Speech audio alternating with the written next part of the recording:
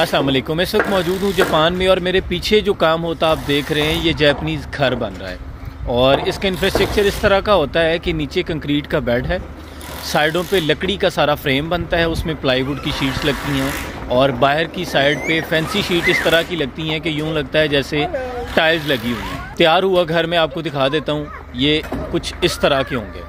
अच्छा, जो मज़े की बात, जो टेक्नोलॉजी आपको बताना मकसूद थी वो ये है, आपने अक्सर ज़लज़ले में देखा होगा कि इनकी बिल्डिंग्स जो हैं वो इस तरह शेक कर रही होती हैं, लेकिन बिल्डिंग्स गिरती नहीं हैं। उसकी वजह यह है कि इनके जो नीचे कंक्रीट का बेड है उसके अंदर इस किस्म के शाक लगाए गए हैं कि चूँकि ये जो जापानी सरजमीन है ना, इस खित्ते के नीचे बहुत से आतिशफशां हैं और वो लावे फटते रहते हैं और आए रोज़ यहाँ पे ज़लज़ला और सुनामी आती रहती है। लेकिन इन्होंने यहाँ पे टेक्नोलॉजी ये यूज़ कर दी है कि शाक इतने बेहतरीन क्वालिटी के हैं कि बिल्डिंग शेक कर जाती है 6 मीटर तक, यानी 6 मीटर दाएं बाएं। वो इस तरह फ्लेक्सिबिलिटी है उसके अंदर कि वो शेक कर जाती है लेकिन गिरती नहीं है।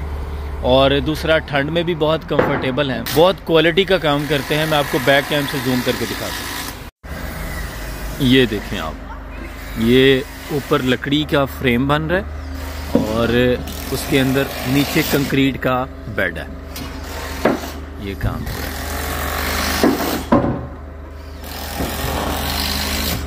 और तैयार होने के बाद कुछ इस तरह के घर नजर आते हैं। सुभान अल्लाह, सफाई का मयार देख रहे हैं, क्या मयार है सफाई का।